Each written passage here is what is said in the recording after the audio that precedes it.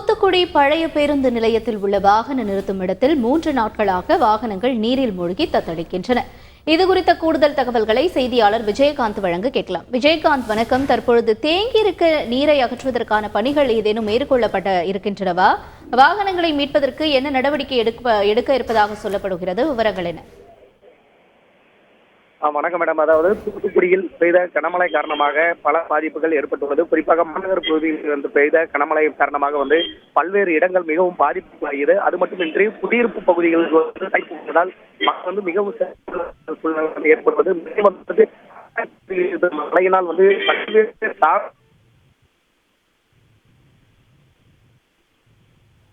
பாதிப்பு ஏற்பட்டுள்ளது. மேலும் தினசரி சந்தை மற்றும் அந்த பால் விநியோகம் என்பது கடந்த 2 நாட்களாக முற்றிலுமாக பாதிப்பட்டு இருந்தது.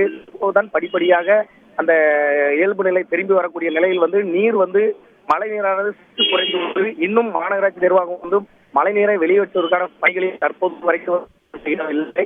இது அருகே உள்ள பேருந்து நிலையம் அருகே இருசக்கர வாகன நிறுத்தம் ஒன்று உள்ளது. இது வழக்கமாக பணிகளுக்கு செல்லக்கூடியவர்கள் மற்றும் வெளியூர் மற்றும் வெளியில் செல்லக்கூடிய வாகனங்களை அங்கே நிறுத்தி செல்வது வழக்கம். இந்த நிலையில் மழைக்கு முன்பாக அந்த வாகனங்கள் நிறுத்தி வைக்கப்பட்டிருந்தன.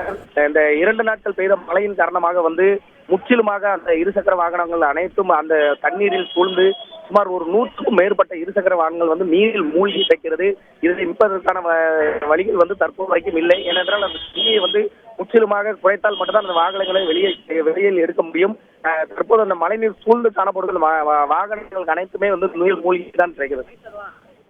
விவரங்களுக்கு நன்றி விஜயகாந்த். செய்திகளை உடனுக்குடன் தெரிந்து கொள்ள உடனே சப்ஸ்கிரைப் பண்ணுங்க.